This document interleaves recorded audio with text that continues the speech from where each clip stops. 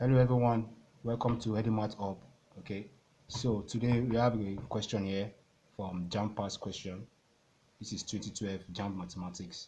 So we're treating these questions from 2012 to hopefully 2023. Okay, some of our followers have requested for us to solve as into major on JAMB past questions. So we're taking it from 2012 to 2023, God willing. So let's start right away. Now, the first question here, this is JAMB 2012, as you can see over here. So, which question paper type of mathematics as indicated above is given to you? So, this first question, you have to indicate the paper type that is given to you. Don't forget, on the day of your mathematics, you're going to have different questions from the person sitting next to you.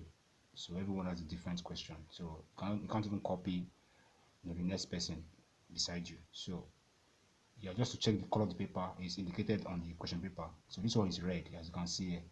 This is red, so that means you just come here and choose type red. Okay, that's very straightforward. So move to the next question. So this next question, you have to convert 72 base 6 to a number in base 3. Okay, 72 base 6 to a number in base 3. So the first thing to do, you need to convert to base 10 first. So you have 72, you have it in base 6. So taking 72 to base 10, so you put 0 1 here. So this will be 7 times 6 raised to the power 1 plus 2 times you have 6 raised to the power 0. Then from here you have 7 times 6 plus any number raised to the power 0 is 1, so this is 2 times 1. So this one will give you 42 plus 2, which will give you 44. Okay. Then take 44 to base 3, you use long division. Okay, then 3 and 44, that will give you 14 remainder 2. 3 and 14, that will give you 4 remainder 2. 3 and 4, that will give you 1 remainder 1. Then 3 and 1, that will give you 0 remainder 1. So you pick your answers like this. So that will be 1 1 2 2. Okay, so this is your answer here. Then let's move to the next question. So move to the next question. You have to simplify this number 3 right now, so we have to simplify this. So this is times here. So now to break this thing easily, you need to do it separately. So you have numerator and denominator. So let's work it out separately. So this is 2 times 3, this is 6. 6 plus 2, 8 over 3. So you have 8 over 3 times, then this is 2 times 1, 2 plus 1, you have 3 over 2. So if you cut that out, this one will give you 4. So everything at the top here is equals to 4. Then for the bottom part, you have 5 times 4, 20. 20 plus 4, you have 24 over 5. So you have to divide. So you have 4, which is the top, divided by 24 over 5. So this will give you, because you are doing division, you need to convert it to times. So this will become 4 times 5 over 24. This one becomes times, so this number I have to flip it up. So at the end of the day, cut it like this. So you have 5 over 6, that's the answer. Okay, so the answer to that question is 5 over 6. So let's move to the next one. So the next question, you have to be very fast in your exam. I'm trying to break it down so that you guys will get it easily. So the next question, you have to evaluate 21 over 9 to 3 significant figure. So this question, you can easily use the JAMB calculator. If you have the calculator, is always on the screen on the top left hand corner of your application on the day of your examination. So you see the JAMB calculator there. You can just press 21 over 9, then you use 3 significant figure. But if you divide 21 by 9, 21 by 9, 21 over 9, you get 2.333 and so on. But you have to convert to 3 significant figure. So you need the first, second, and the third. You need the first and the second and the third. Then this third one is, you round it down to 0. So the final answer will be 2.33. Okay, so this will be the answer. Take note of these two options. I try to confuse you, but the answer is 2.33. 21 over 9 is a recurring decimal. So let's move to the next one. So for the next one, a man earns 3,500 per month, out of which he spends 15% on his children's education. If he spends additional 1,950 on food, how much does he have left? So this is a question on percentage. So that an easy way of doing it is let C equals to the total amount that the man is earning, or that he earns. So he earns 3,500 per month. So it's out of this 3,500, he spends 15% on education. So education, spends 15%. That will be 15 over 100 times 3,500. So these two will cut out. These two will cut out. So you have 15 times 35. So 15 times 35, that will give you 525. Okay, so this is the amount spent on education.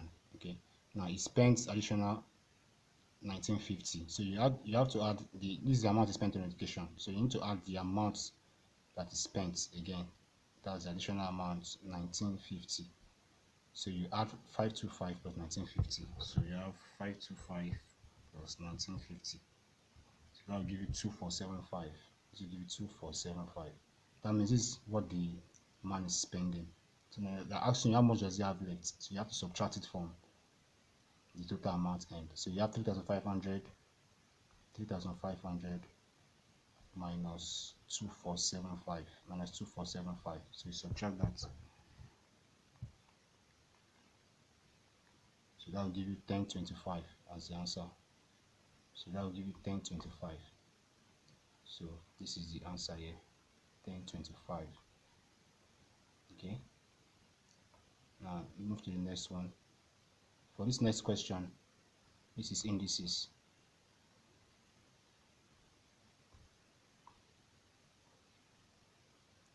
So we have 27 raised to the power x plus 2 divided by 9 raised to the power x plus 1 equals 3 raised to the power 2x. So 27 raised to the power x plus 2 divided by 9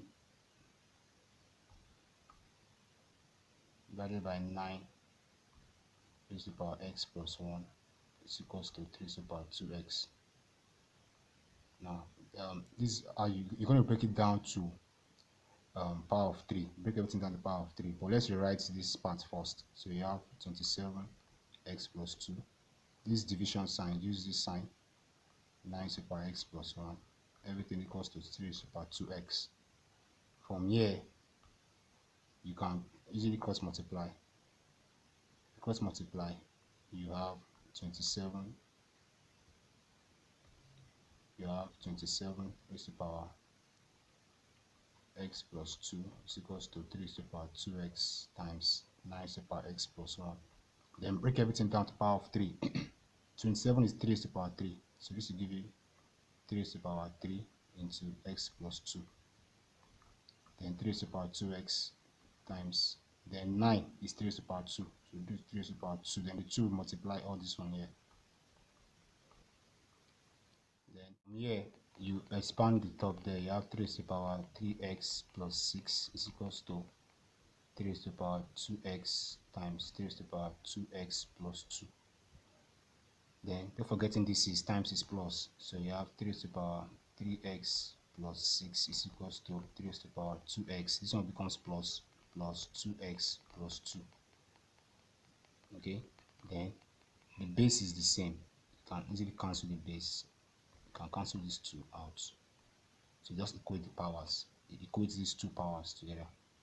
So you have 3x plus 6 is equals to 2x plus 2x is 4x. So you have 4x plus 2. Then just collect the like terms. Let's bring this one here and bring this 2 back here. So you have 6 minus 2. 6 minus 2 is equals to then 4x minus 3x. So 6 minus 2 is 4. 4x minus 3 is x. So x is equals to 4. That's the answer to that question. So you go back to your option and shade x is equals to 4 as your answer. Okay, x is equals to 4. Now for the next question. So we take the next question. which is log. You have if this log is equals to 8, what's the value of x? So you have log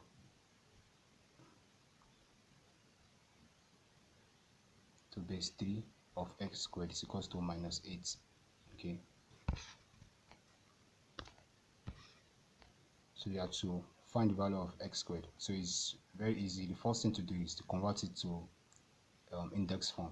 Okay, so use this 3 to raise this 8 up. So you have x squared, the log will disappear, so you have x squared equals to, now don't write 3 times 8. What you're going to write is 3 to the power minus 8. Okay, 3 to the power minus 8. Then from here, the next thing to do is to do the inverse form. So you have x squared is equals to 1 over 3 to the power 8. Then you continue like that. You have to find the value of x, don't forget. Then x squared is equals to, now 1 over 3 over 8 can be written in another way. You have 1 over 3 to the power 4 times 3 to the power 4.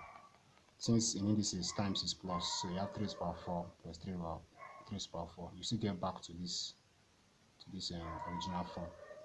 Then x now will be square root of 1 over 3 to the power 4 times 1 over 3 to the power 4. So if you remember from SOD, when you are doing SOD, the square root of 1 is 1. Okay, so this square root is equivalent to, write it like this, square root of 1 divided by square root of 3 to the power 4 times 3 to the power 4. Then from here, so the square root of 1 is 1, x will be equals to, square root of 1 is 1 divided by square root of 3 to the power 4 is 3 to the power 2 times square root of 3 to the power 4 is 3 to the power 2, and 3 to the power 2 is 9. 3 to the power 2 is 9, so you have 9 times 9. At the end of the day, you have x is equals to 1 over, this is 9 times 9, that was 81. So s is 1 over 81. If you don't understand why the square root of 3 to the power 4 is 3 to the power 2, is because the reason is 3 to the power 4, let me bring it down here. I don't want to make the screen too messy. 3 to the power 4, it means 3 to the power 2 times 3 to the power 2. So when they're asking you for the square roots, it means which number will you multiply 2 times that will give you 3 to the power 4. Obviously, you can see 3 to the power 2 appearing 2 times here. So the square root of 3 to the power 4 is 3 to the power 2. Okay, so and 3 to the power 2 is 9. So that's how I've got 9 times 9 here, which will give us 1 over 81. Okay, so let's move to the next question. So the answer to this question is 1 over 81. So then the next one, you have to simplify this. Now don't waste your time to be doing the long form of the expansion. All you have to do is use difference of 2 squares. Difference of 2 squares is, it states that you have a squared minus b squared is a squared minus b squared is a minus b, a plus b. Okay, so that's what it states, a minus b, a plus b. So if you look at this thing, this is a here because they are similar. You have root 6 plus 2, you have root 6 minus 2. So if you check it very well, this form a squared minus b squared is this one here. It has been converted. So this is a square of a term, a squared minus b squared. Then you have another term again. So there is subtraction in the middle. This is a, this is b. So the final answer should give you a minus b, a plus b. Okay, so what you do is this is a here and this is b here. So the first is to subtract them. So a minus b will be this one, root 6 plus 2 minus this one, 6 minus 2. This one will be cut out. So this one will be cut out. So you are subtracting. Therefore, this one will become plus. You are subtracting because you have minus minus. This one will become plus. So these 2 will be cut out. So you have 2 plus 2. You have 4. That's for the subtraction. Then the next step is to add them together. So let's add them. So when you add them, you want to do a plus b. You have done a minus b. Next is a plus b. A plus b will leave you. This is a and this is b. With 6 plus 2 plus, we are adding now. So we are doing addition. Plus with 6 minus 2. So these two are similar. These two are similar, but the opposite in sign. So 2 minus 2 is 0. So you have root 6 plus root 6. That will give you 2 root 6.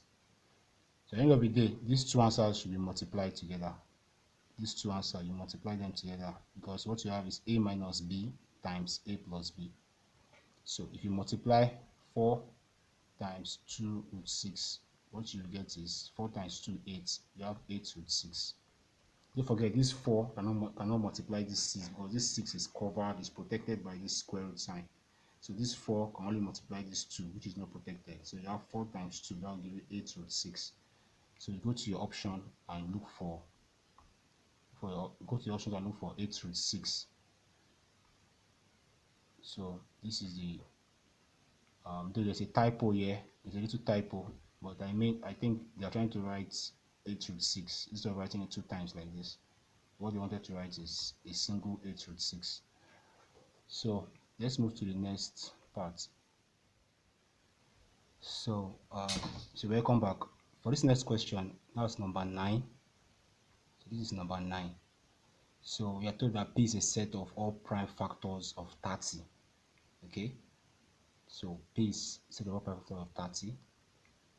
Then Q is set of all factors of 18 less than 10. You have to find P intersection Q. You have to find a relationship. What does P, set P and set Q have in common? So don't forget, P are the prime factors of 30. So 30 is just 6 times 5. Okay, so 6 is 2 times 3. Then you have 5. So the prime factors of 30 are 2, 3, and 5. So this set P is just 2, 3, 5.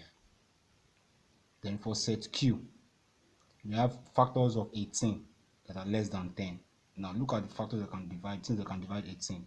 For 18, you have 2, 3, 9, 6, and 18. These are the factors of 18.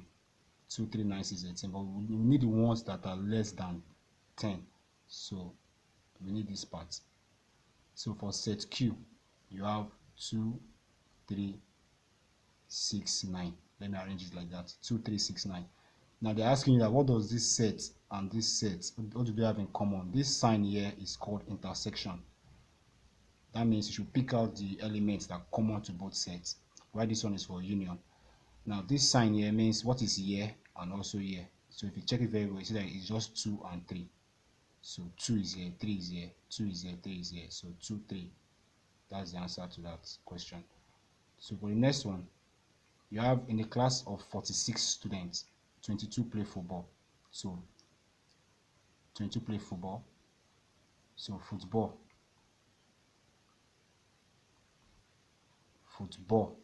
there are 22.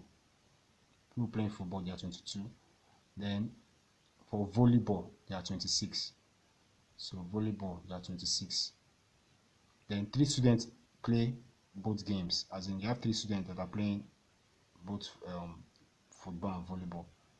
Now I'm asking you how many students play neither, as in you pick out the students that are playing neither.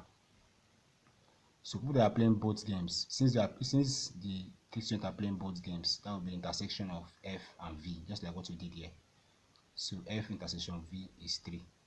Now there's a formula that is very relatable when you're doing sets like this, when it involves just 2 elements, because we're talking about football and volleyball here. So let me give you the formula, very, very important. So make sure you write it down. So the formula goes like this. You have F union V. It could be A union B, whatever, depending on the elements that you have. I'm using football and volleyball here. So just look for NF, add it to NV, then subtract what they have in common. NF intersection V. So what you're asking to do is pick the elements that are doing the number of students in one particular activity, add it to the second one, then subtract what they have in common. Now, this F union V are these main students that are actually performing that activity, but there are 46 in the class. We are told that some students are not involved at all, so you have to subtract it. So let those students that are not involved at all, you consider those students be X. So since you need to subtract them to get the real students that are actually performing that activity, you need to write 46 minus X. This X are people that are not involved at all. So when you subtract those students from the total number of students in the class, which is 46, then you get the students that are actually involved in that activity. You understand? So it's very, very simple. So NF, people that are actually playing football, from the question is 22. Then from volleyball is 26. Then minus what they have in common is 3 students. You can see it here. 3 students are actually playing both games. So you subtract that. So you subtract. So this will give you 48. 48 minus 3. So here you have your 46 minus X. 46 minus X. 48 minus 3. That will give you 45. Then take the like terms. Just bring this one here. Bring this one back here.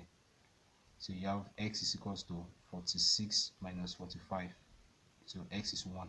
That means a particular student is not involved in either volleyball or football. It's not involved at all. So you can see why the answer is A. And this means that since a student is not involved at all, the number of students that are involved in the whole activity is 45, because you have to do 46 students in the class minus the student that is not involved. That's 1. 46 minus 1, that will give you 45. So you have 45 students in the class that are actually playing football and volleyball. Then to the next question. This is, you have to make n the shape of the formula. So the first thing, just cross multiply straight up. Cross multiply, don't waste your time. Cross multiply. So W times 1, that will give you W. That will give you W. W times Cn minus WCn is equals to, then 2 times V, 2V, plus V times Cn, that will give VCn. Now, since what you need is n, pick out all the n's, bring them together. So let's bring this V, let's bring it here, and let's take this WCn here, because this one has n. I need to put them together in the same place.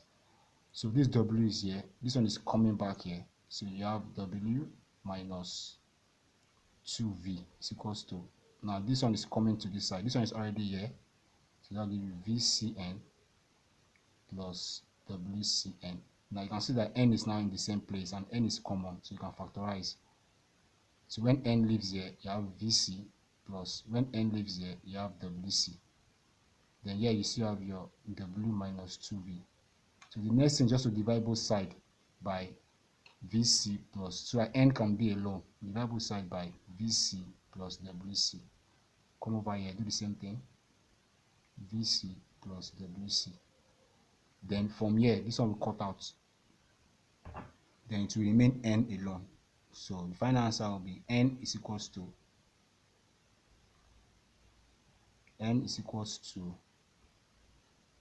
W minus 2V divided by VC plus WC.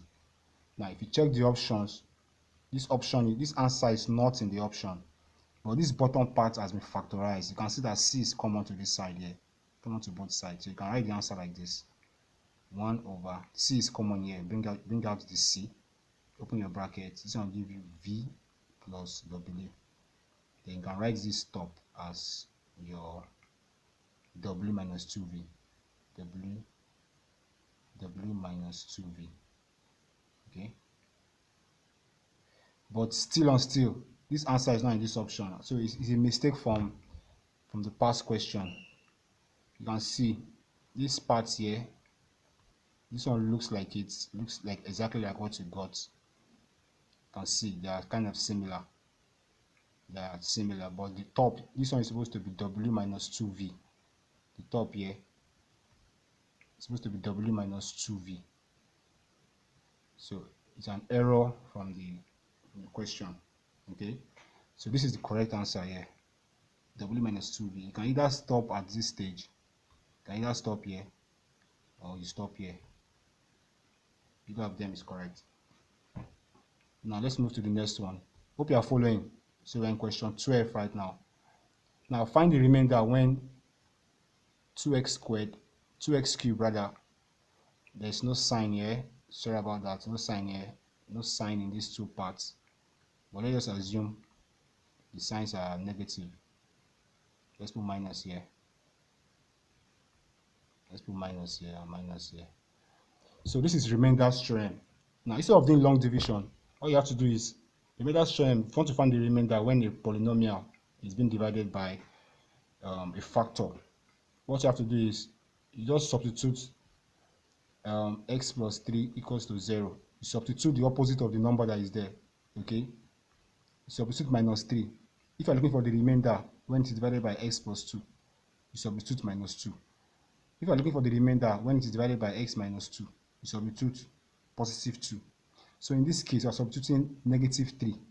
So go to your polynomial function and substitute negative 3. So anywhere you see x, put in negative 3 there. You understand? Put in negative 3. So if you come here, you are plugging in negative 3. So this is x to the power 3 here. X to the power 3. So that will give you 3 times 3 times 3. That will give you 27. But it should be negative because we are substituting minus 3. So that will be minus 27 times 2. So it will give you minus 54.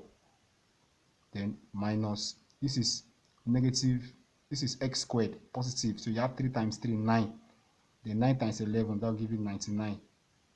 Then minus, x is negative, don't forget, 8 times 3, 24.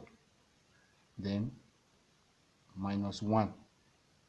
So if you add all these numbers here, you get minus 177. Then minus 1, that will give you minus 178. So still, the options are supposed to be negative. Maybe during printing, they made some errors. The options are supposed to be negative. So the answer is minus 178. Okay, minus 178. This is the answer here, minus 178. So there's supposed to be a minus here. Okay, now let's move to the next one. You have to solve for x.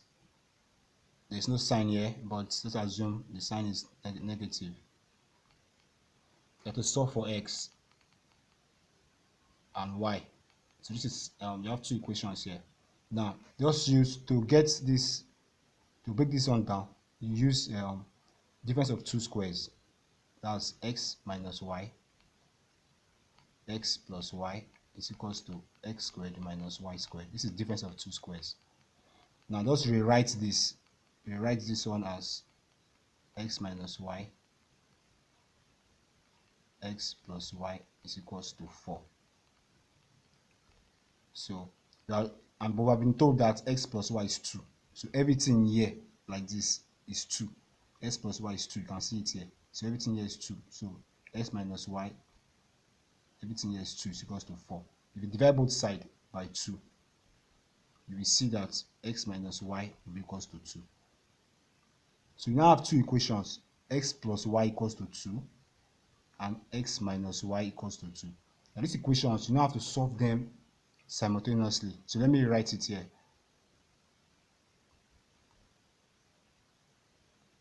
So let me write it here. You have x plus y is equals to 2, x minus y is equals to 2. So just add all the coefficients are already 1, 1 here. So you just add straight up. So if you add, y will disappear. So when you do addition here, you have x plus x is 2x. So y minus y, this is 0. 2 plus 2 is 4. So from here, you can get to x. You can see that x is 2 when the variables are by 2. So x is 2. Now this x is 2. Come back here and substitute. So you just put 2 here. If you put 2 here, that will be 2 plus y is equals to 2. From here, you can see that y is 0. 2 minus 2 gives you 0. So that means the value of y is 0 and the value of x is 2. So go to your option and check that out. So y is 0, x is 2. So this is the answer here. X is 2, y is 0. So if you're just joining us, please like and subscribe. This is EduMath. We post mathematical questions for JAMB, and we also post videos on maths and physics. So please like and subscribe. Okay, it keeps us going. Now for the 14th question, we are told that y varies directly as square root of n.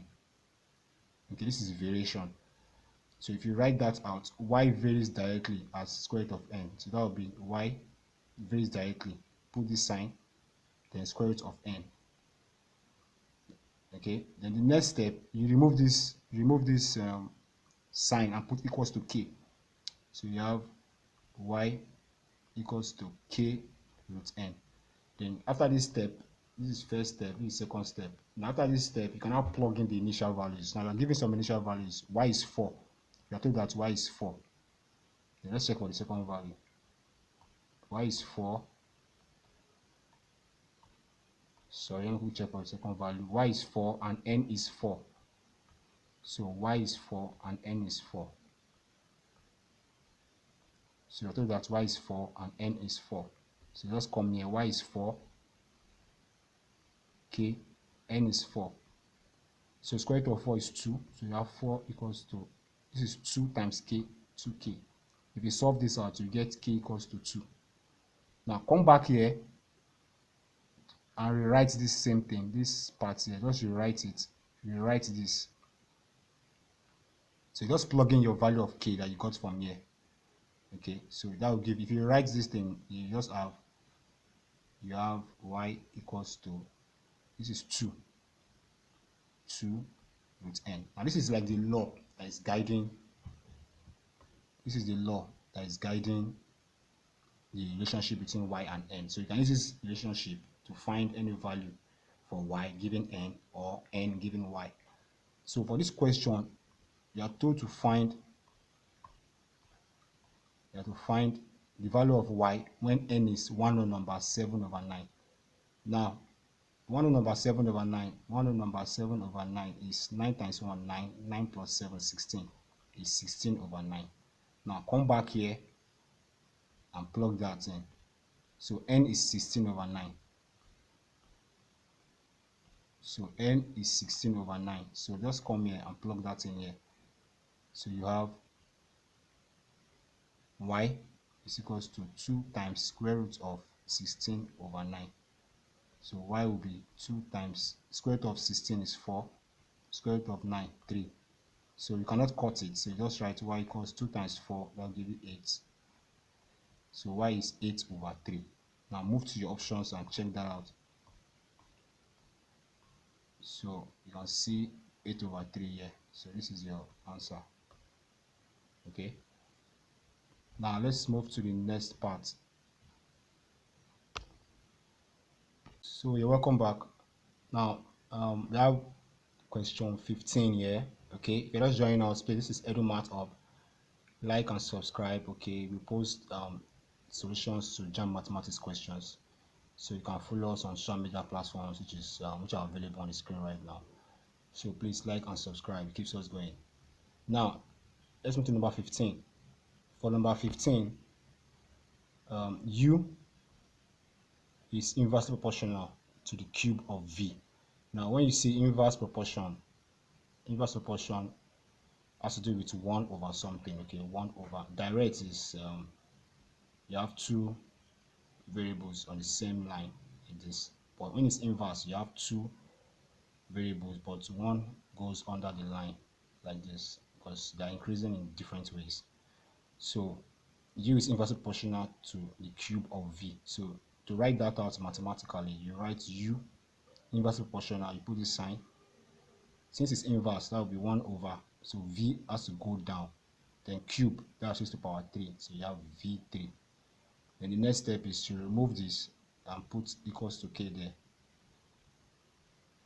Then from here you can plug in your initial values. The first value of u is 81, so here u is 81, so you have 81 is equals to, then v is 2, so you have k divided by, so here you have 2 raised to power 3, that's 2 times 2 times 2. So from here you have 81 equals to k over 8. Then k will be 81 times 8. Okay, so that's the value of k. Now you can write this out as 8 times 8, 64. That will be 648. Now you need to come back here. You need to come back here and rewrite this so you can get the relationship between u and v. So if you come back to that, because you have to find u when v is 3. So let's rewrite that out. So all you have to do is just write u is equals to, here you have k. You can either write any of these two. Okay, let's write 81 times 8. That's the value of k. Then you are dividing by v raised to power 3. So this is the relationship between u and v. Now you can use this to find u given v or v given u. So you have to find u when v is 3. So you are told that v is 3. So you have u equals to 81 times 8, which is the value of k. Now you are dividing by v. V is 3. So 3 to the power 3 give you 27. So you cannot cut this out. So just say 27 here 1. 27 81 is 3. Then 3 times 8. So you have u equals to 24. Now the reason I use 81 times 8 so that you can easily cut it out, you can see what is common. But if you use 648 here, it might be complex. Though it's still possible, but it might look kind of complex. So just use this 81 times 8 instead, so you can actually see what is common. So that will give you 248 as your answer. So go to your option. Sorry, that will give you 24. So go to your option and look for 24. So this is the answer here. Okay, now next one, number 16. So this is inequality. To find the value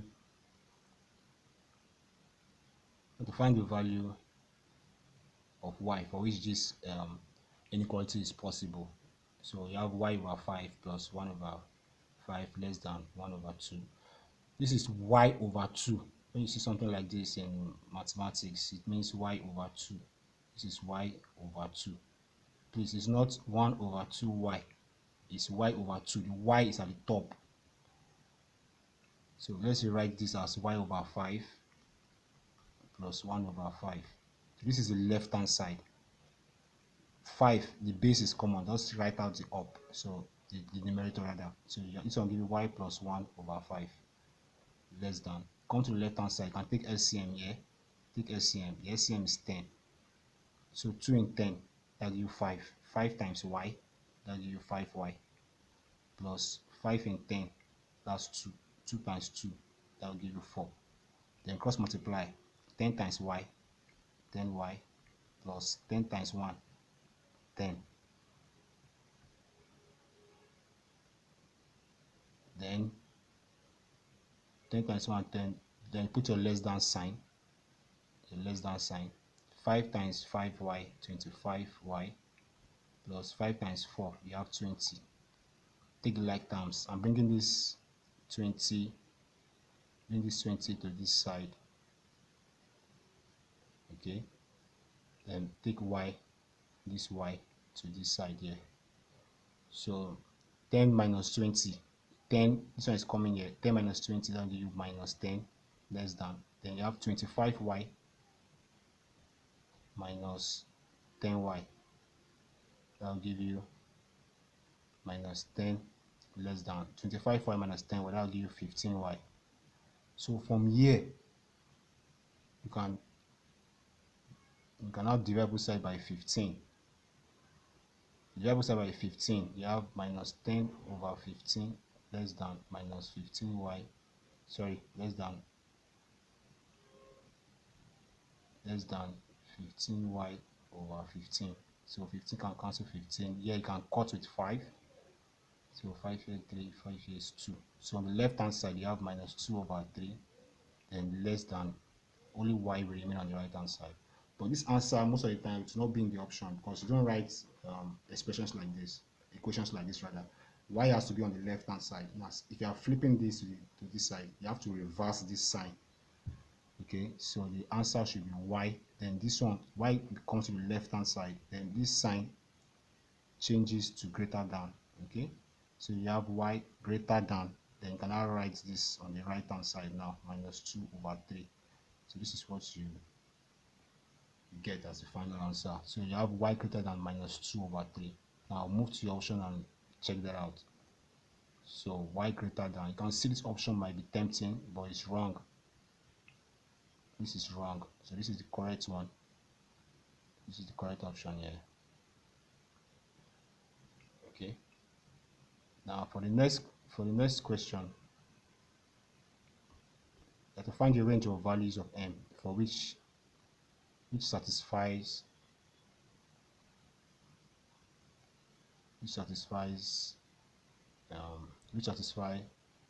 this inequality. But there's a little error here. Sorry about that. There are no signs here. But irrespective of the sign, no matter the sign, I'll teach you a simple way of getting it. Let's assume the signs are this one is minus. Okay. Now, if you draw the graph of this inequality, all you have to do is sketch. You don't need to work out anything. Just sketch. Just draw something like this.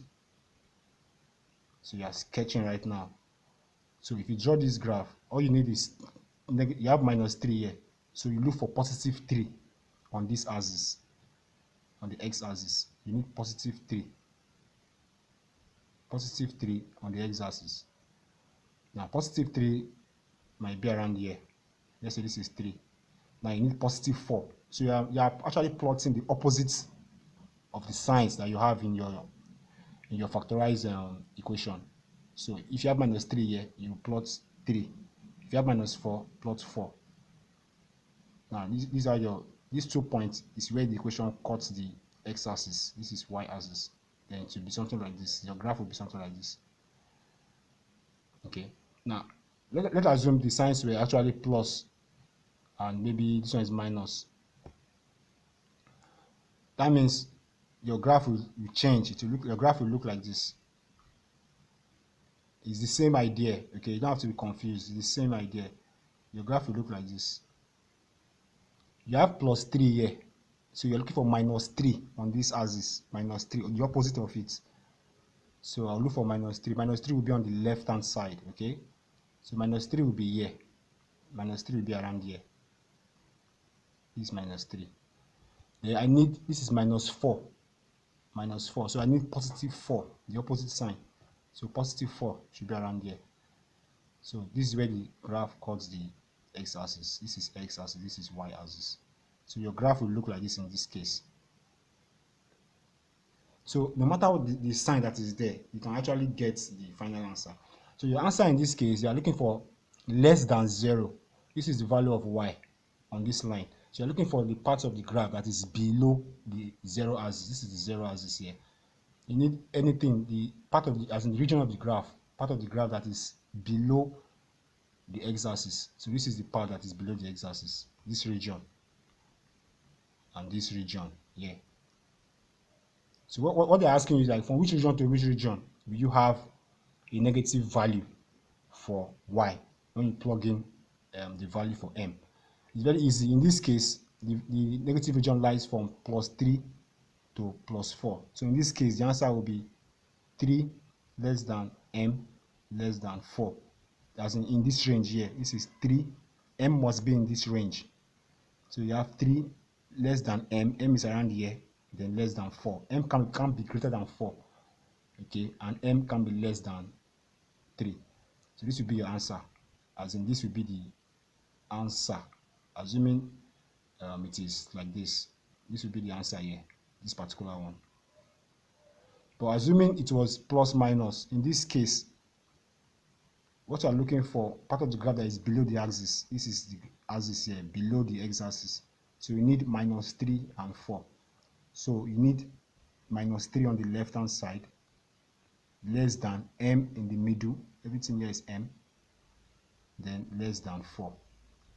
So you can see that the answers are different based on what you're actually given, because there was nothing given in the as a sign, so I have to improvise with these signs. So in this case, this one will be the answer. In this case, this will be the answer, but in this second case, this one will be the answer. So there are actually two different answers based on what is given in your question. But definitely in the examination, it's only a sign that will be there, and it's only one answer you can have. You cannot have two answers. You understand? So that's the idea behind solving the question like this. So let's check out the next question. So we move to the next question, which is question 18. So in this question, we have this graphical representation here. So the first thing to do, the question is find the shaded region above, which is represented by the equation. So this part is being shaded. So you need to find which equation or which region of values will satisfy that line shown there. Okay, so what you're going to do is you have to find the equation of this line first of all, because the equation is not given. So you can easily find the equation, but just remember that the general form of a straight line equation is y equals ms plus c. So you have y equals to mx plus c. M here is the gradient, okay, and this c is the intercept. C here is the point where the line cuts the vertical axis, okay, that's the number here. So you can see from here that this place is the origin, which is 0, 0, and this place is 4. This is the value of x here, this is the value of y. So at this point, y is 4. So you know that c is 4. Then you need to find the gradient of this line. This line, the gradient of this line will be, the formula of gradient is vertical, just a short form, vertical over horizontal, okay? Vertical over horizontal, or change in the vertical distance over change in the horizontal distance. So just look at the gap from here to here. So the gap from here to here is 0 to 4, okay? So you have 4 at the vertical, this as the vertical distance. So you have 4 divided by, then horizontally you have 1. From here to here is 1.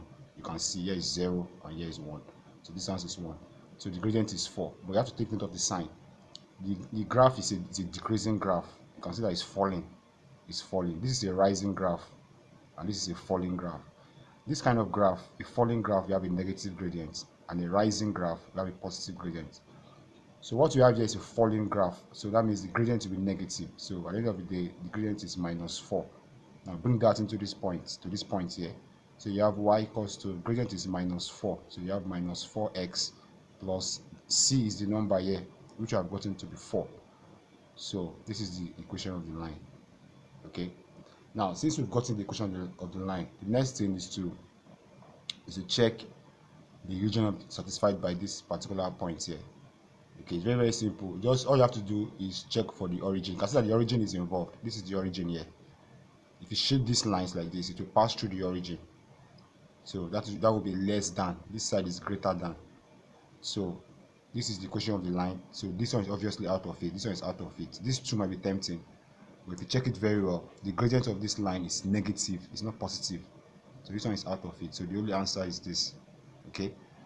So that's the less than or equals to minus 4x plus 4. So that's the region satisfied by that equation. Now let's move to the next question. Now move to number 19. Now the nth term of a sequence is n squared minus 6n minus 4. Okay, so that's the nth term. You have to find the sum of the third term and the fourth term. So you have to find when n is 3 and when n is 4. So you just put n equals 3. So come here, put in 3 here. So anywhere you see n, you write out 3. So let's do that real quick. So you have n squared. Don't forget n is 3. So you have n squared. That will be 9 minus 3 times 6. That will give you 18. Then you have minus 4. Now do for when n is 4.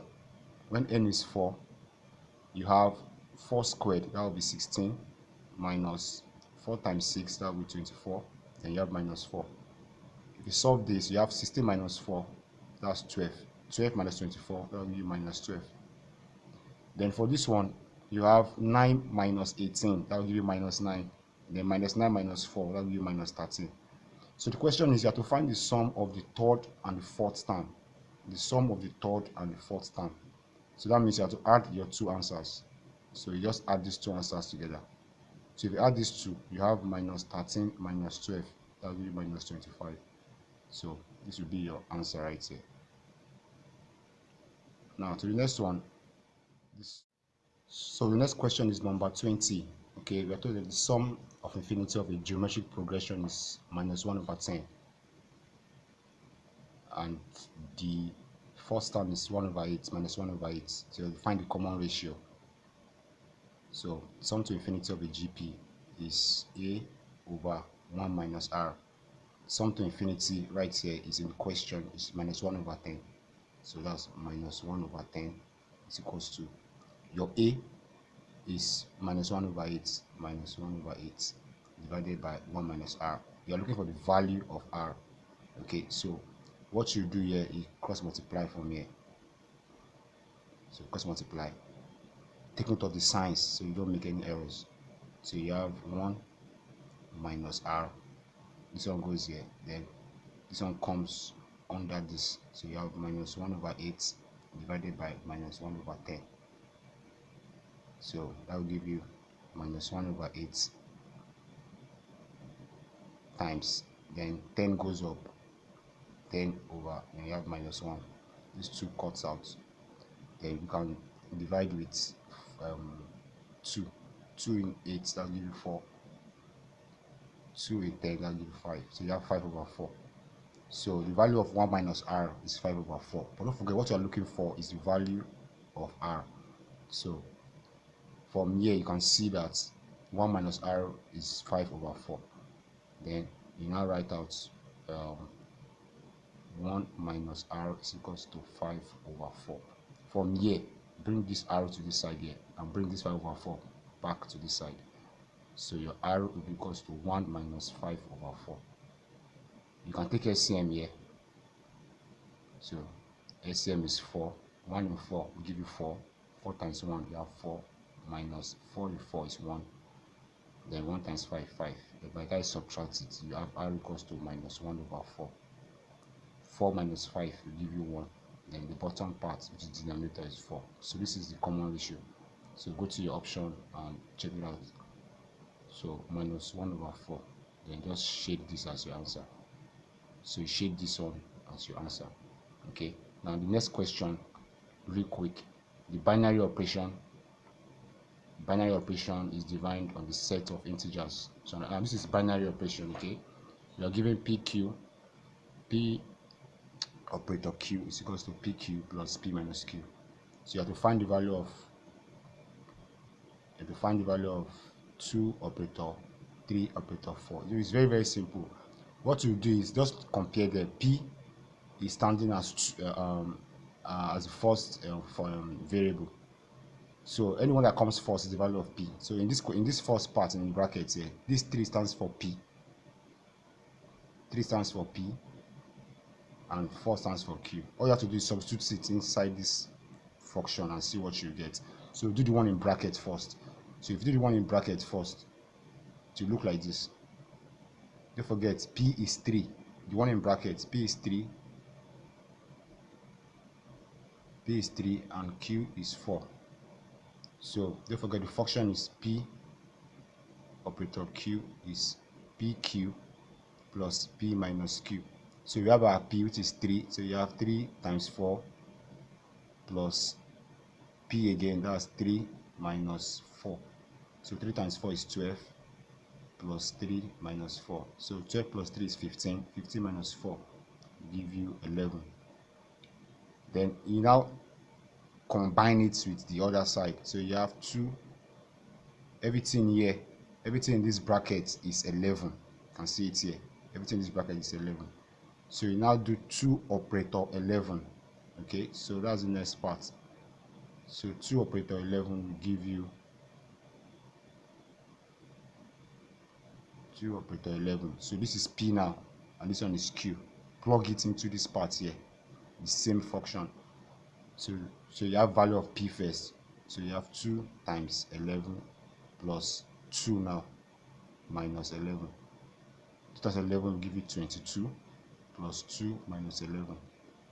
So 22 minus 11 will give you 11. Then 11 plus 2 will give you 13.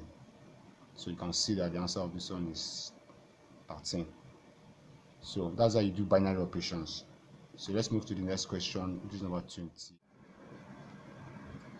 So move to number 22. Okay. Now this question, you have a binary operation on the set of real numbers is defined by m operator n equals mn over 2 for all m, and the member of real numbers if the identity element is 2. Find the inverse of 5. So what it's trying to tell you is that you have you are given the identity element, which is an element whereby if you multiply a particular element by its inverse, you're going to get the identity element. It's a unique operator. Okay, it's like a neutral element that if you multiply it with another number, what you're going to get is that number. Okay, so in this case, you have to find the inverse of minus 5. Okay, minus 5. You have to find the inverse of minus 5. Now what you're going to do is look at the operation sign there. You have mn. So you want to multiply this in such a way that the answer that you will get here will be 2. So you have minus 5. Okay, you have minus 5 multiplied or operated by its inverse. You should get 2 as the answer. Okay, now you putting these two values into this function here. This minus 5 is m, this minus 5 inverse is n. So if you work that out, what you're going to get is you multiply both of them and divide by 2. So that will give you minus 5 times minus 5 inverse. You divide it by 2. The answer that you're going to get should be the identity element, which is 2 in this question. So don't treat this minus 5 as, treat it as an element. So you cannot multiply these two numbers actually, because they're actually elements. So just cross multiply. So this will give you minus 5 times minus 5 inverse. This will give you 2 times 2 will give you 4. Then from this part, what you're going to do is you divide both sides by minus 5. So you have, this one will remain alone, which is the inverse. You have minus 5 inverse equals to 4 divided by minus 5. You're dividing both sides by minus 5. Okay, so the inverse of minus 5 will be 4 divided by minus 5, or minus 4 over 5. So just come here and shade this as the answer. Okay, now the next part of the question is number 23. For number 23, you have to find, you are given this 2 by 2 matrix. You have to find the value of x. So for determinant, you multiply like this and subtract like this. Okay, like multiply like this. You understand? So multiply these two, multiply, subtract from the product of these two. So 2 times 5 will give you 10, minus 3 times x will give you 3x, equals to 5 times 3 will give you 15, minus 4 times 5 will give you 20. And 10 minus 3x is equals to 15 minus 20 will give you minus 5. Then from here, 3x is equals to, then what you're going to do is you take this 3x to this side. Okay, let me write that again. Bring this minus 5 to this place. That will be 10 plus 5. Then bring 3x here equals 3x. So you have 15 equals to 3x. Then divide both sides by 3. So you see that x is equals to 5. So come here and shade your answer. Okay. Alright, now we move to the next part of the question. Given that I3 is a unit matrix of order 3, find the determinant of I3. When you see these lines like this around the matrix, it means you should find the determinant of the matrix. Okay. Now I3 is a unit matrix. That's a matrix that has a value of 1. So this is how you write a unit matrix. If it's a single row and column, it will look like this. Now if it's 2 rows and 2 columns, it will look like this. 1 1, then you put 0 here. You see that the 1 is moving in this direction. Okay, it's moving in this direction. Now for a 3 by 3 matrix, it look like this. So you have 1 0 0 0 1 0 1 0, sorry, 0 0 1. So this is a 3 by 3 matrix which is a unit matrix. So you can see that the 1 appears on the major diagonal like this. It appears in this direction. So you have to find the determinant of this matrix. So you just start with 1. This is 1. Then you cover this column. Cover this column like this. Cover like this and like this. So this is what to be left. This is what to be left. Then you do 1 times 1, 1. 0 minus 0, 0. 0 times 0 is 0. Then you have minus. Then now don't waste your time, since this is JAMB. You have to be very fast. You have to be very fast. These columns here, this one is starting with 0, starting with 0. These two columns will give you 0 if you do the determinant. So what you're going to be left is just this one starting with 1. 1 minus 0 will give you 1. So you have 1 times 1, which is 1. So this determinant will give you 1. Okay, now let's move to the next one. For the next one, you have this geometry question. Okay, so we are told that in this diagram, QR is parallel to TU. QR is parallel to TU. So you can see QR is parallel to TU. You can see this sign here. This sign shows that they are parallel. This sign here, so they are parallel. So this angle PQR, you can see PQR is 80, and PSU is 95. PSU 95. You have to find SUT. You have to find this value of x, this angle here. The first thing to do, just stretch this line backwards. Stretch this line back like this and bring this one down. So you have a triangle. Okay, now that triangle, you now check for corresponding angles. Look at this line coming down like this. You can see this line coming down like this. And look at this parallel line. This line and this line are parallel. This line and this line. And this is a transversal cutting this line. So for corresponding angles, you actually have one angle outside the parallel line. You can see this parallel line. This 80 is outside it. Then you have another one inside here. So this angle here will be 80. Assume it's alternate angle, it will be on the opposite side. Like if 80 is here, the one here it will be 80, opposite side. But corresponding angles, they will be on the same side. You can see this side, they are on the same side of this line. Then use sum of angle on a straight line. Okay, sum of angle on a straight line. This angle here will be 180 minus 95. So the angle that is inside here will give you 85. So at the end of the day, you have this triangle. You have 85, 80, and x. So if you add these three angles together, you must get 180. That's sum of angle in a triangle. So let's add 85 plus 80. You will get 165. Then remove the answer from 180. So 180 minus 165, that will give you 15. So the value of x is 15. So go to your option and look for 15 there. So that's 15. So this is the answer. Then let's go to the next one. So the exterior angles of a polygon are given as x, 2x, 3x, 4x, and 5x. So you have to find the value of x. Sorry, but if you notice carefully, if you notice that you're not given the type of polygon, but just count the number of angles. So you have 5 angles here. You have 1, 2, 3, 4, 5. So since there are 5 angles, then that polygon is a pentagon. Okay, and the sum of exterior angles of a polygon, of any polygon, will give you 360. That means if you add all these angles together, you must get 360. So x plus x is 3x, 3x plus x, 6x, 6x plus 4x, that's 10x, plus 5x, that will give 15x. Then that 15x must be equal to 360. Then just divide both sides by 15. So x will give you 24 degrees. Okay, so that's the value of x. The exterior angles of a polygon, the total sum of those angles is 360. So don't forget that. And the sum of the interior angles is n minus 2 multiplied by 180 degrees. So don't forget that too. Now let's move to question 27. We move to the next question. So for the next question, you have this diagram.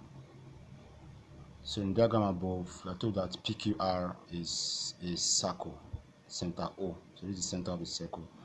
and you QPR is x, so this angle here is x, so you have to find QRP.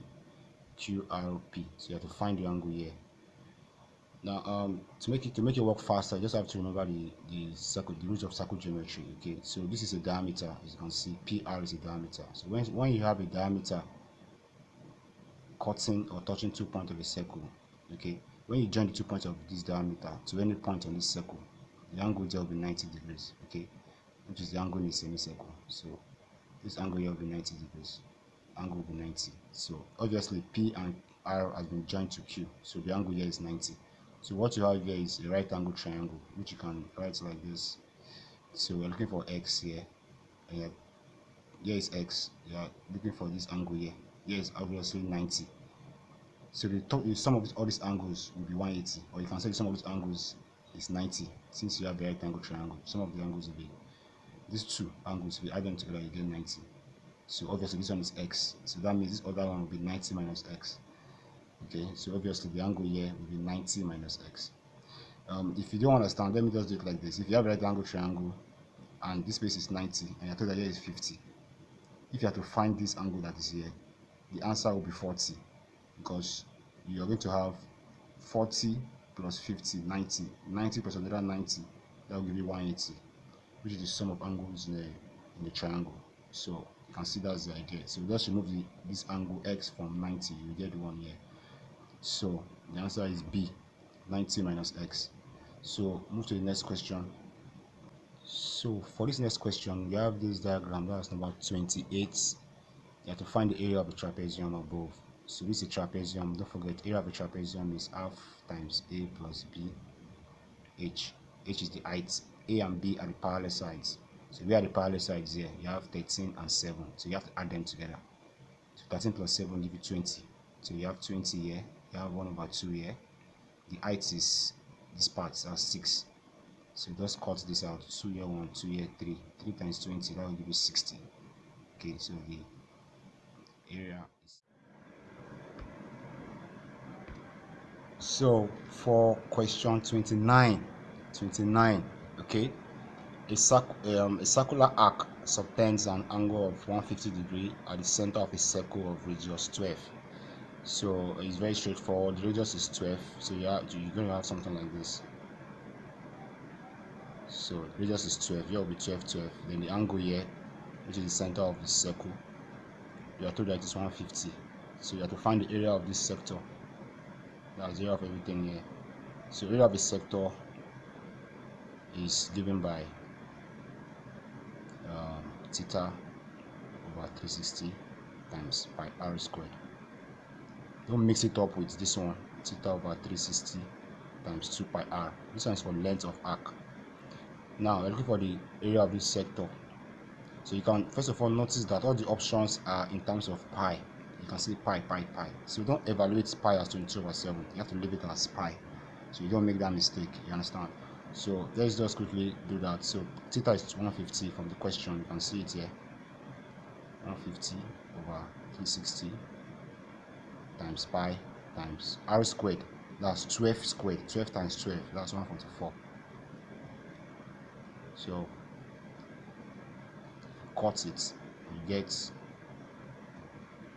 this, cut this, you can cut with 3 in 15, that's 5, 3 in 36, that's 12, 12 in 144 will give you 12. So you have 12 times 5, which is 60. So the answer is 60, but there's pi here, don't forget. So that will be 60.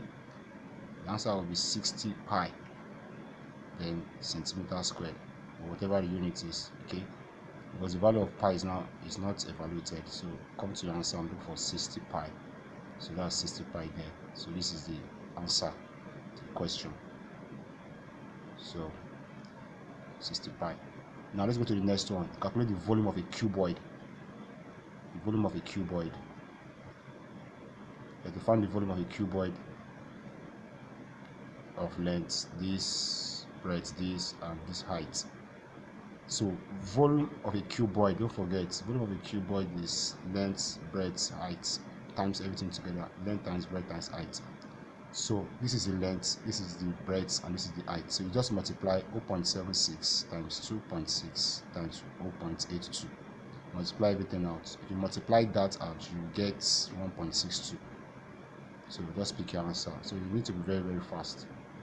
So let's move on to the next part of the question. Locus of a point equidistant from the intersection of lines. Now they gave you these two lines, which are two equations. Now when you plot these two equations, they're trying to ask you that there's a point. These two lines will meet somewhere.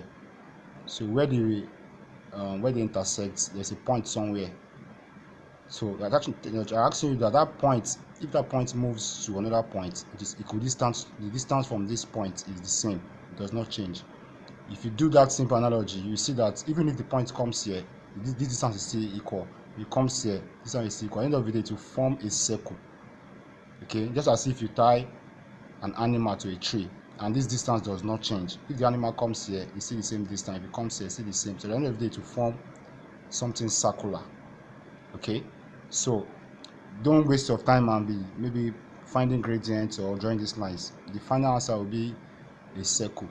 Okay, so just choose a circle as your answer. Now let's move to the next part of the question. So move to the next part of the question, which is question 32. Now the gradient of a straight line joining the points 5, -7 and -2, -3 is, so you're looking for the gradient. So the formula for gradient is y2 minus y1 over x2 minus x1. So we have y2 here, this is y2, this is y1. So let's subtract. So you have -3 minus -7. So you have -3 minus -7 divided by, this is x2, this is x1. So x2 minus x1, that's -2 minus 5. So this one here is plus, this 2 is plus. So at the end of the day, you have 7 minus 3, which is 4, divided by -2 minus 5, you minus 7. So the answer is -4 over 7. So come here and pick your answer. So for the next one,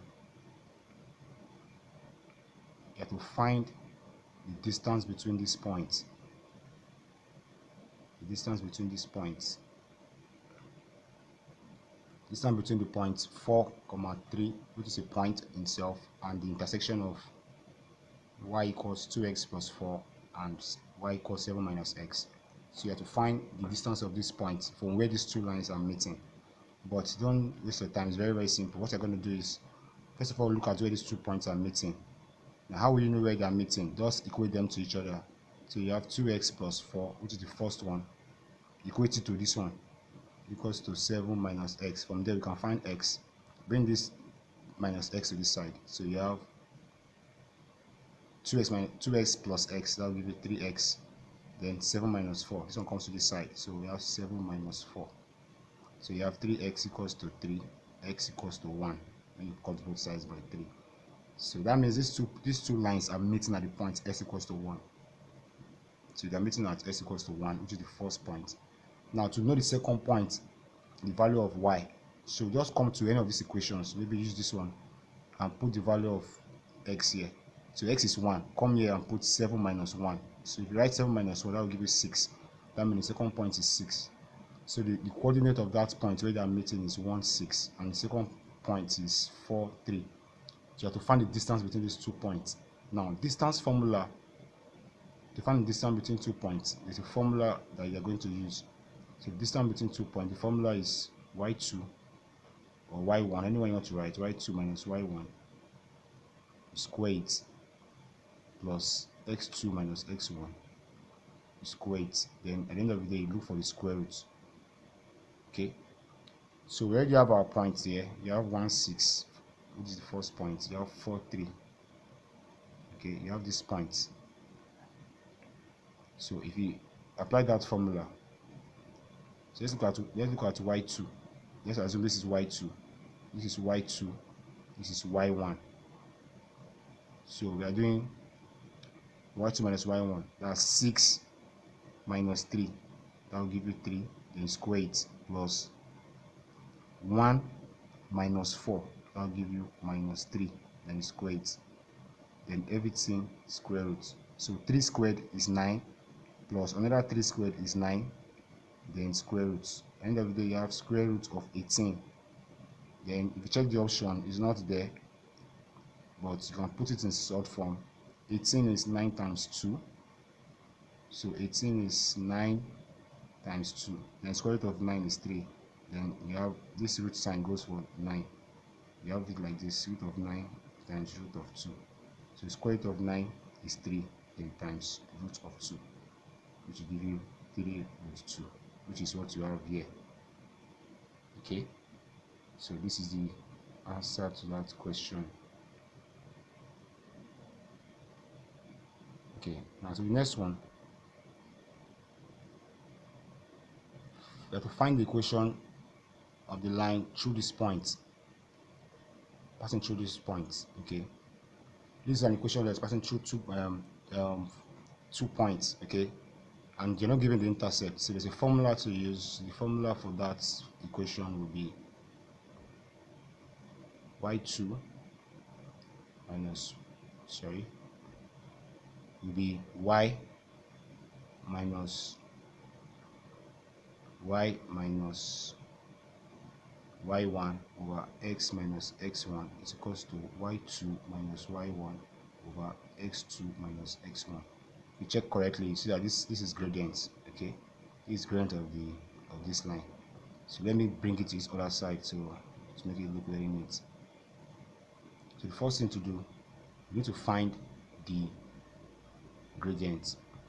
So we have y here, so you have y minus y1 is this one here, this is y1, x y, so y minus y1, which is this one, divided by x minus x1, this is x1, but it's negative, don't forget, that will be x minus 2, equals to y2 is this one.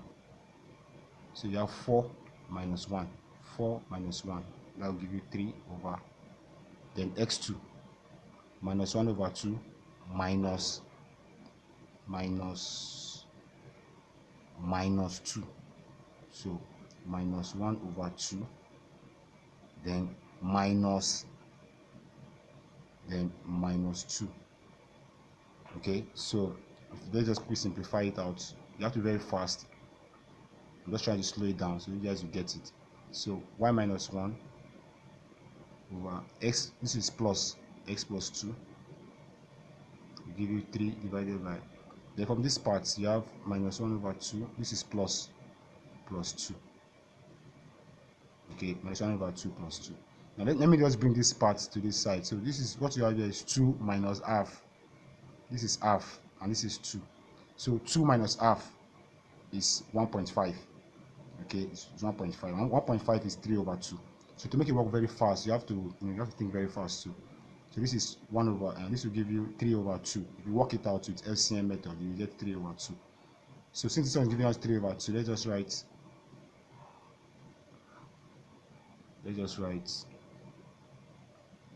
y minus 1 over x plus 2 is equals to 3 over, and this one will give you 3 over 2.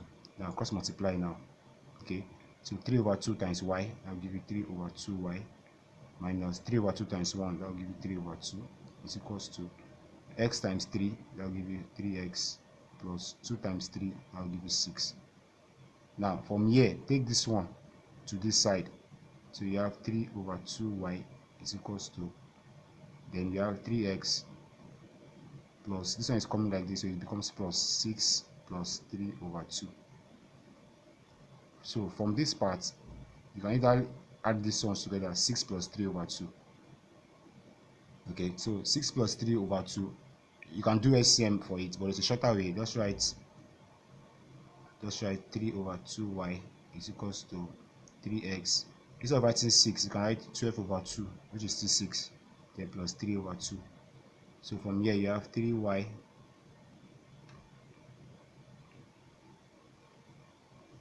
divided by 2 is equals to 3x, plus 12 plus 3 will give you 9.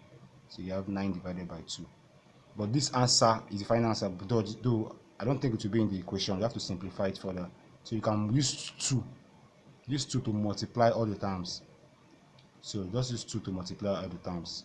So you have 2 times 3y over 2 is equals to 3x times 2 plus 9 over 2 times 2. The reason I'm using 2 because I want to eliminate the denominator. I don't want this 2 to appear at the bottom part. So this one will cancel out like this. So here you have 3y, then 3x, this one will give you 6x, then plus this one will cut out, this one will give you 9. So let's go to our option and check if it is there. So 3y is equal to 6x plus 9. That will be the answer. So 3y, you can see that it is not, I don't think it is there. It is not there. It's not there. But what we got was 3y is equals to 6x plus 9. You can see that it is not there. But if you divide this each term by 3, you can see that 3 is a factor. If you divide by 3 by 3 by 3, what you will get is y is equals to 2x plus 3, which is what is there. So this is the answer here. This line, if you draw the graph, you get the same answer as this one. So y is equals to 2x plus 3. Okay, so you have y is equals to 2x plus 3. 3 divided by 3, 6 divided by 3, 2. 9 divided by 3, 3. So this is what will be your answer. Okay, so let's continue. We are told that angle theta is 135. You have to find cos theta. So you have to find cos theta. So just go to your, remember your SOHCAHTOA, sine, cos, and tan. You have ASTC. So you say all students take calculus. The formula of this quadrant is 180 minus theta. The formula of this quadrant is theta. The formula of this quadrant is 360 minus theta. The formula of this quadrant is 180 plus theta. Don't forget, theta is the acute angle. Theta must be less than 90.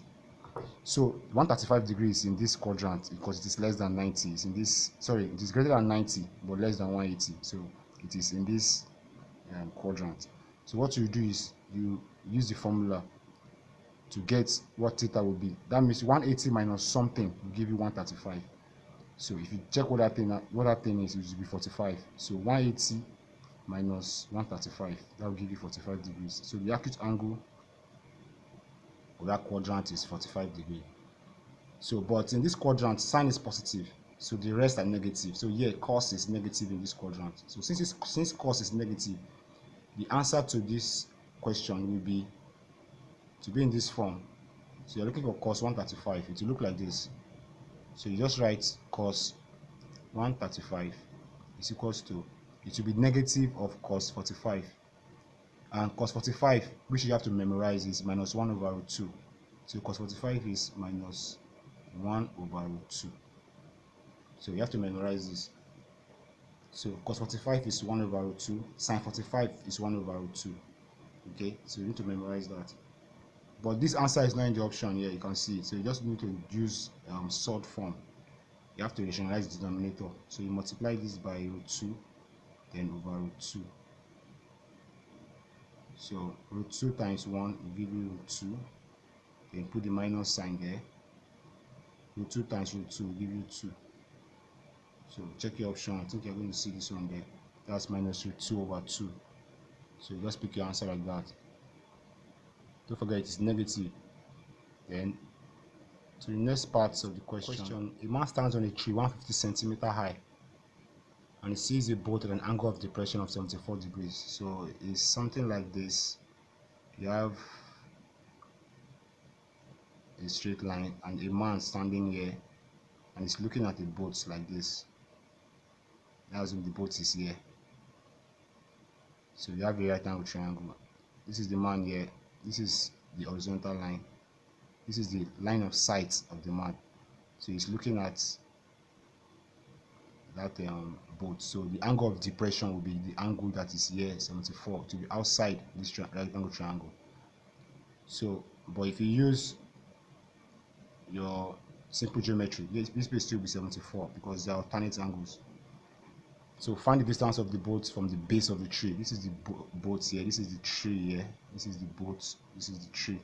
The distance of the boat to the tree will be this distance here. And you are told that the height of the tree is 150. The height of the tree is 150. The height of the tree is 150 centimeter.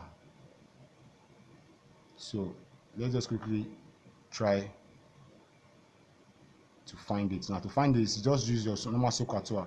So this is tan. You're using tan here because you have opposites and you have adjacent. So tan 74 degrees will give you, you write tan 74 degrees will be equals to opposite. Opposite is 15, as you can see. So opposite is 15. Opposite is 150 rather, divided by then x. So because multiply, x is equals to 150 divided by tan 74 degrees. Now let's use calculator to press that out. So you have 150 divided by tan 74. So that will give 43.01. So x is 43.01. So go to your option and check that out. So 43.01, approximately 43. So the answer is B. So this is the answer here. Okay, then the next one is number 37. So if y equals x squared minus 1 over x, you have to differentiate dy dx. Actually, let's just skip this question because the options are actually a repetition of this one, as you can see. So let's just skip. I'll come back to these questions later. So let's move to the next one. So let's move to the next question. Now, question 38. You find dy dx if y equals cos x. So this one does not even involve any working. If you differentiate cos x, you will get minus sine x. And if you differentiate sine x, you will get cos x. So it's straightforward. If you differentiate cos x, you get minus sine x. Just go there, do for it there. So that's the answer.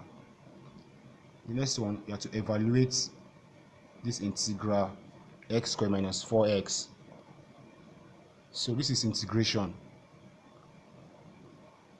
So you need to integrate it term by term. You integrate this, then you now plug in the limits that you have. This is lower limit, this is upper limit. So let's integrate x squared.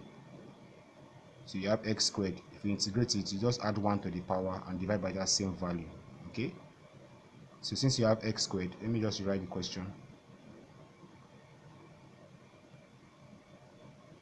So if you integrate x squared, it will be x raised to power 2. Add 1 to this power.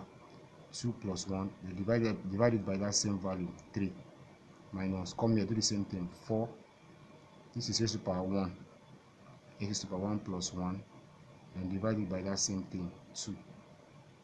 Then you put your square brackets and put the limits 1, 2.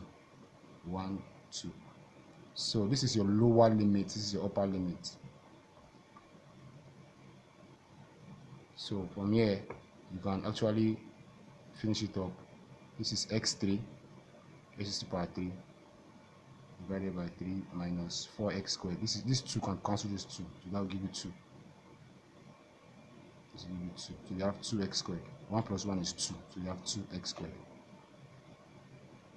Then you put your limits. Your limits are 1 and 2. So first of all, put in 2. When you plug in 2, evaluate this expression. So anyway, you see x, put 2 there. So this is 2, x is here. So if you put 2 here, this will be 8. 2 to the power 3 is 8. And this x squared will be 4. 2 to the power 2 is 4. So you have 8 over 3 minus, if you put 2 here, that will give you 4. 4 times 2 will give you 8. Okay, so this is the first answer you will get.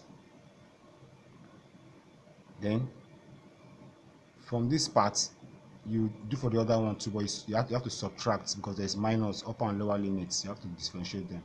So you have minus, open your bracket again. Now let's put 1 here. If you put 1 here, this will give you 1 over 3 minus, everything here is 1.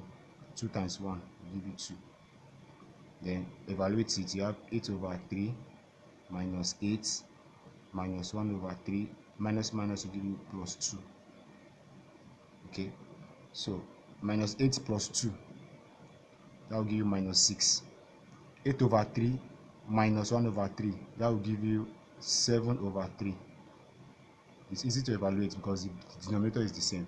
You can see you have 3, 3. Just subtract the powers. 8 minus 1 is 7. So you have 7 divided by 3. Then here you can move further. You can evaluate it further. And you can do SCM. SCM is 3. 3 in 3, 1. That will give you 7 minus 1 in 3 times 6, 18. So 7 minus 18 will give you minus 11 over 3. So go to your option and check it out. So you have minus 11 over 3. Take note of this option, they might want to confuse you. So minus 11 over 3. The next question is number 40, which is another integration. You have sec squared theta d theta. You have to evaluate it from 0 to pi over 4. Okay, this is pi over 4 here. This is upper limit, lower limit. So you need to integrate. So I'm going to make a separate video based on integration. Okay. Now, if you differentiate tan theta, what you get is sec squared theta. So if you reverse this process, if you integrate sec squared theta, what you get is tan theta. So from here, if you integrate this value, sec squared theta, you will get tan theta. Then put your limit from 0 to pi over 4. So pi over 4, pi is 180, so 180 over 4 is 45 degrees. So this angle here means 45 degrees. Okay, so plug in your value here. So the first one will be pi over 4. So you have tan pi over 4 minus tan 0. Tan 0. So tan pi over 4 minus tan 0. Upper limit is pi over 4, lower limit is 0, so you have to subtract pi over 4. But don't forget that pi over 4 is 45. So what I'm just saying is you are saying tan 45 minus tan 0. Tan 0 is 1 on the calculator. Tan 0 is 0. Tan 0 is 0. Tan 45 is 1. You press it to calculator. So at the end of the day, you have 1 minus 0. So 1 minus 0 will give you 1. So the answer is question 40. The answer is 1. Question 41. So question 41, you have this pie chart. So the grades of 36 students, take notes, in a class as shown in the pie chart above. This is a pie chart. Then how many students, you have been asked how many students have excellent. So you have to find the number of students that fall into this sector here. So the first thing to do, you notice that the angle of this sector is not given at all. So you have to want to find that angle. So you add all these three angles. Total angles in a circle is 360. So add all these three angles together. So you have 120 plus 80. So that will give you 200. Then this angle here is 90. If nothing is written there, you can see this sign. So this is 90. So 200 plus 90 will give you 290. Then you do 360 minus 290. So that will give you 70 degrees.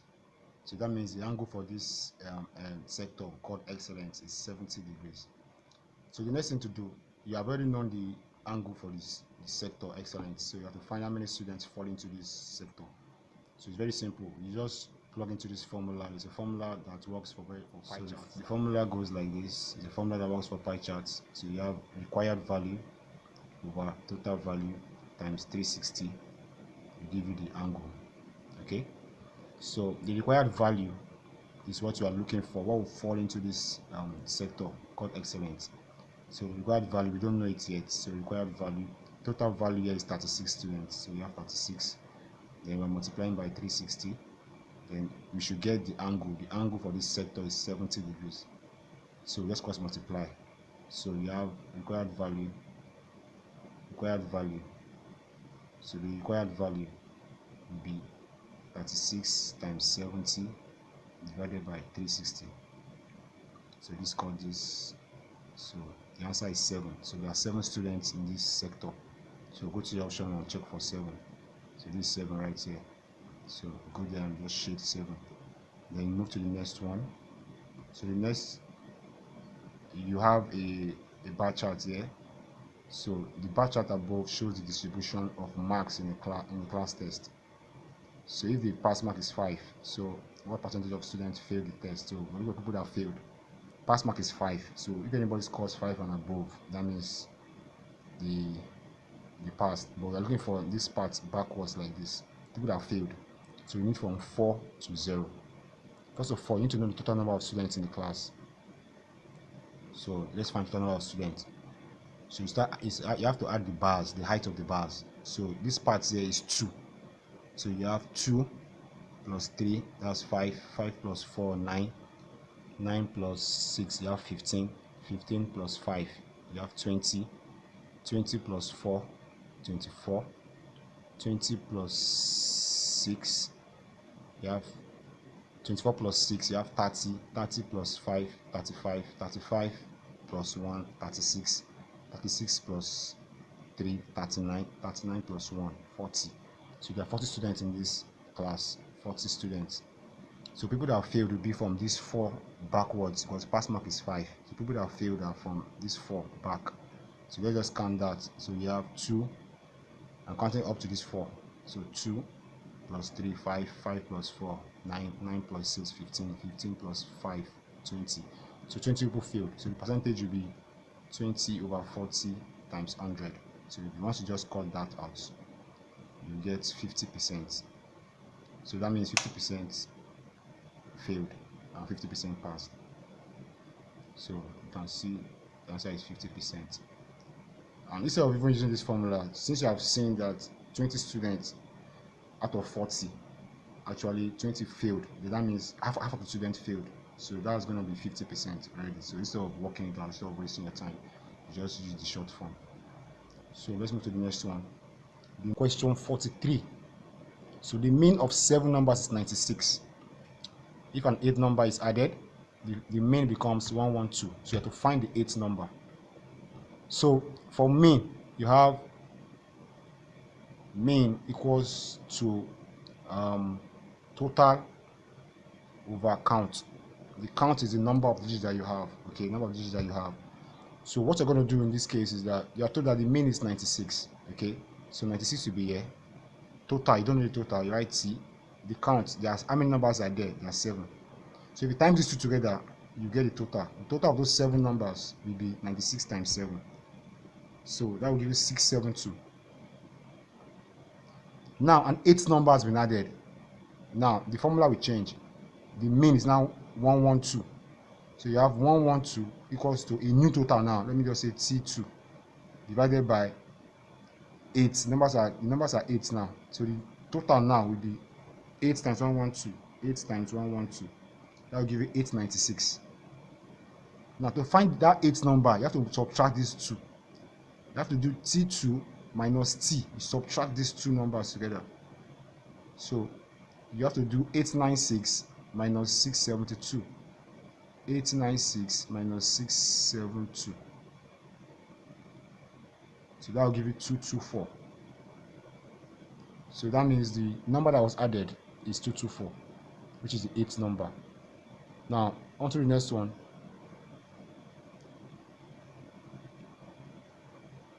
So for this next question, you have to find the median of these numbers.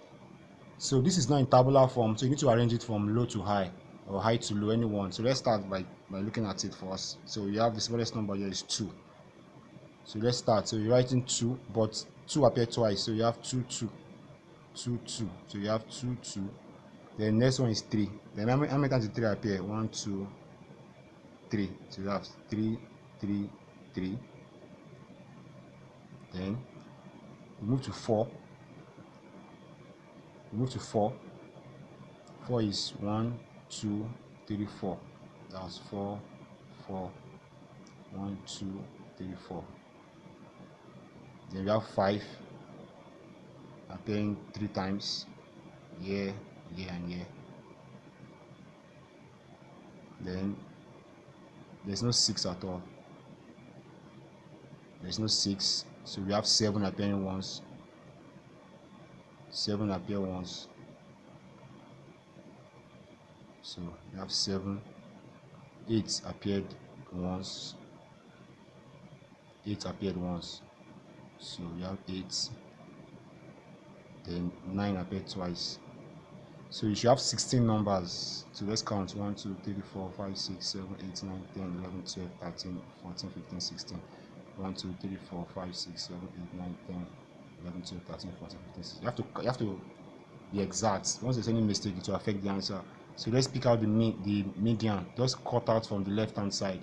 So let me just cancel this number, this. So I cancelled 1, 2, 3, 4, 5 numbers on the left. So I cancelled another one from the right now, another 5. 1, 2, 3, 4, 5. So I have these numbers in the middle. So I cancel this 5, I cancel this 4, I cancel this 5, I cancel this 4. So you're left with 2 numbers. So these 2 numbers, you add them together and divide by 2. So you have 4 plus 4 divided by 2. So that will give you 8 over 2, which is 4. So that means the median is 4. So come here, pick out 4.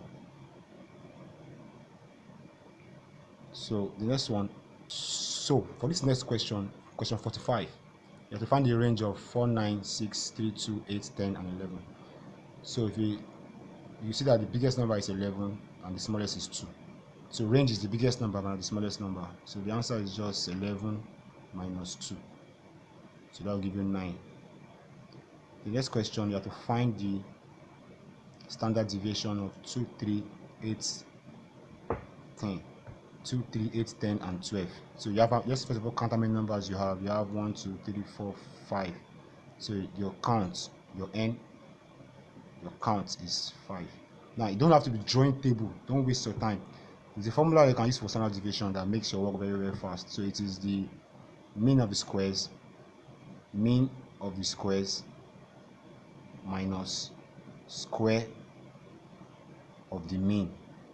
Okay, the first thing, you have to find the mean first. Okay, now the mean here is 2 plus 3 plus 8 plus 10 plus 12. So you have 2 plus 3, 5, 5 plus 8, 13, 13 plus 10, 23, 23 plus 12, that will give you 35. So you are doing 35 divided by 5, so that will give you the mean. So the mean is 35 divided by 5, that's 7. So the mean is 7. Now square of the mean means you have to write minus 7 squared. Okay, that's square of the mean, but you need to get the mean of the squares. First of all, find the squares. What are the squares here? The squares here will be 2 times 2, that's 4, 3 times 3, 9, 8 times 8, 64, 10 times 10, 100, 12 times 12, 144, 144. So all this number, you need to add all these numbers together.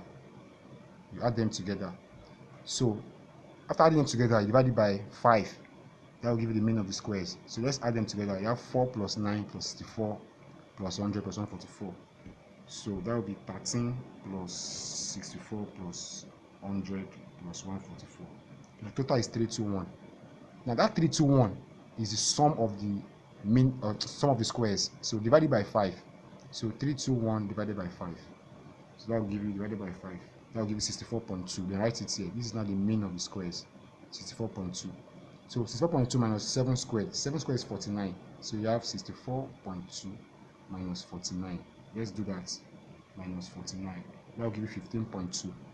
15.2. And you now find the square root of that. Now the square root of 15.2 will give you, that will give you 3.898.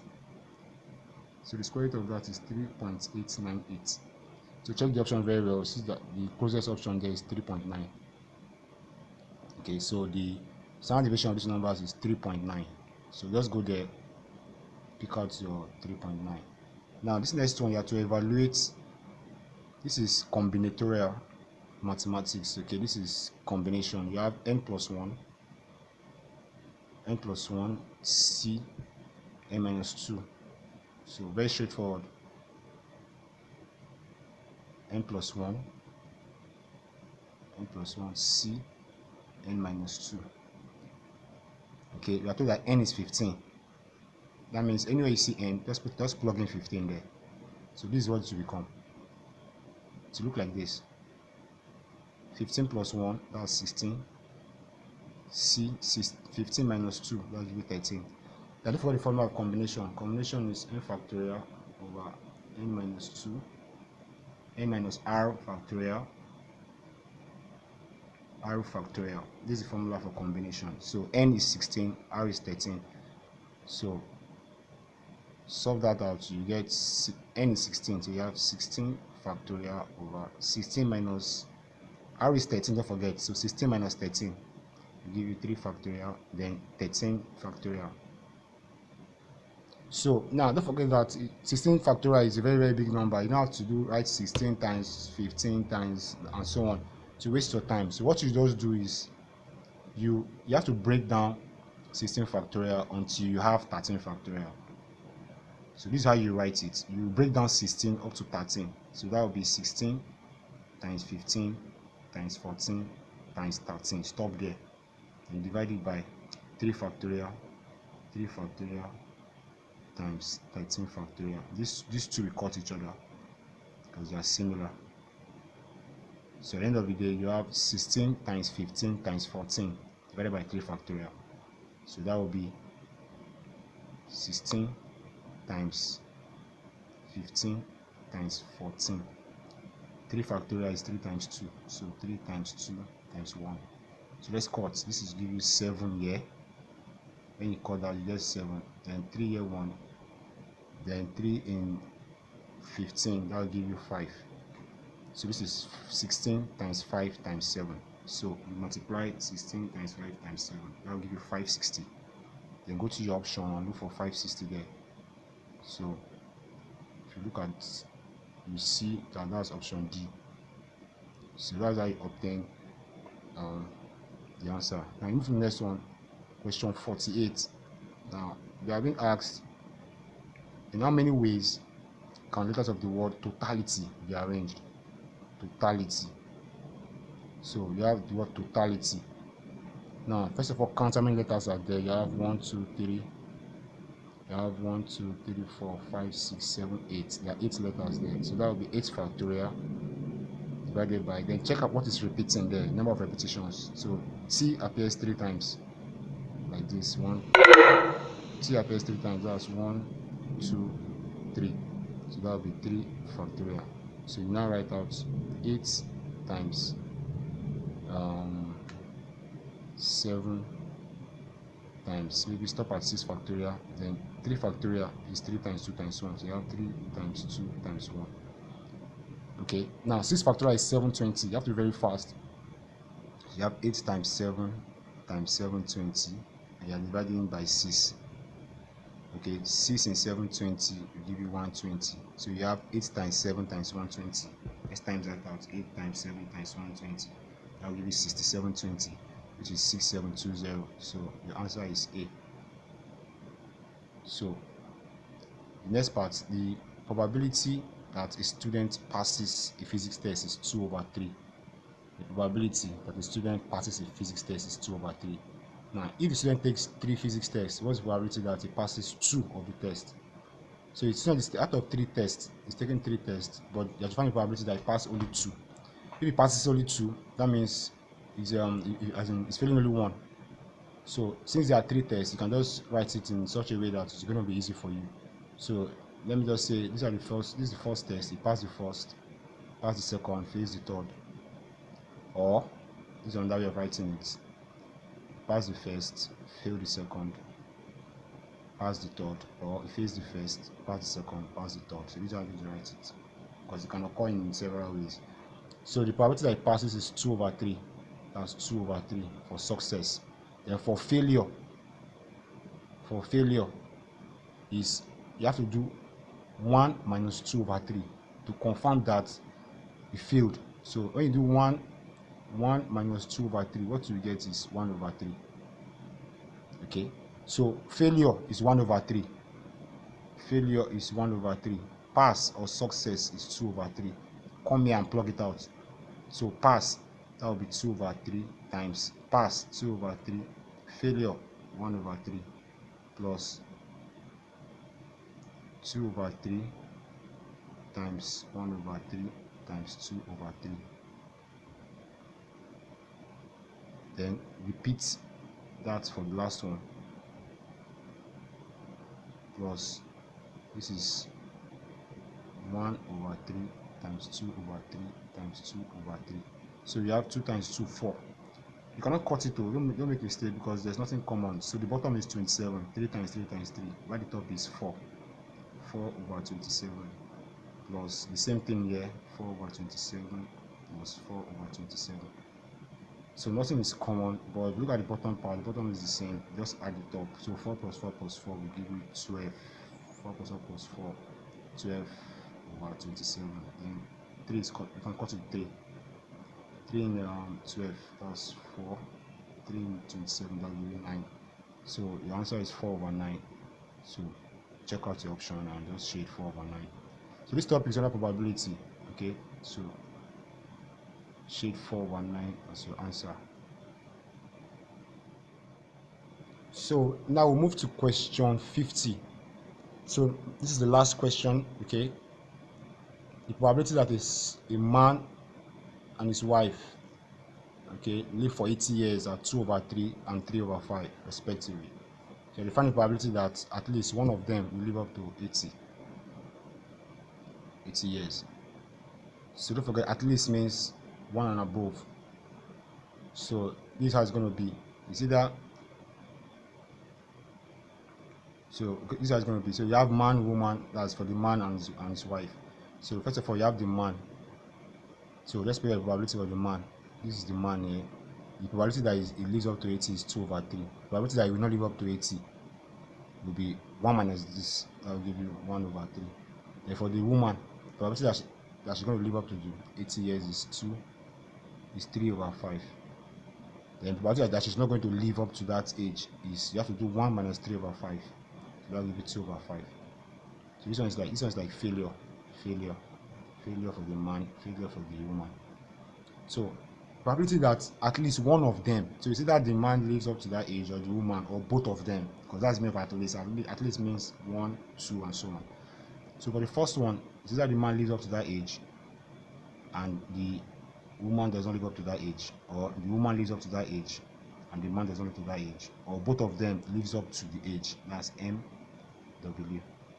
So plug in your values. These are your values here, just plug them there. So for the first one, you have man, M, that's 2 over 3. So you have 2 over 3 times. For the woman, failure for the woman, that's 2 over 5. Plus for the woman, 3 over 5. For the man, 1 over 3, that's FM.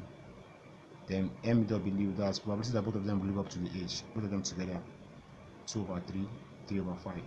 2 over 3 times 3 over 5. So you can't cut it here, but just check that you just have to multiply.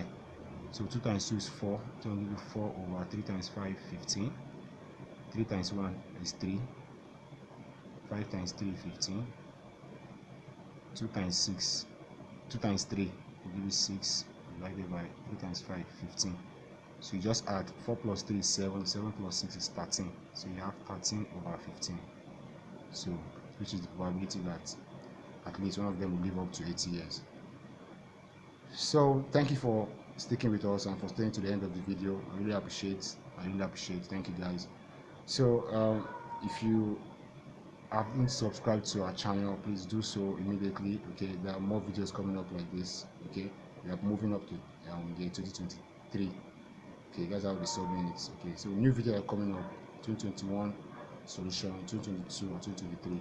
So this is EduMath. Please like and subscribe to our channel. Okay, like and subscribe. It keeps us going. Okay, and share this video with your friends. Share with your friends, because this year's mathematics might be very technical. So share with your friends and spread the love. Thank you for sticking with us. Goodbye. Thanks for watching.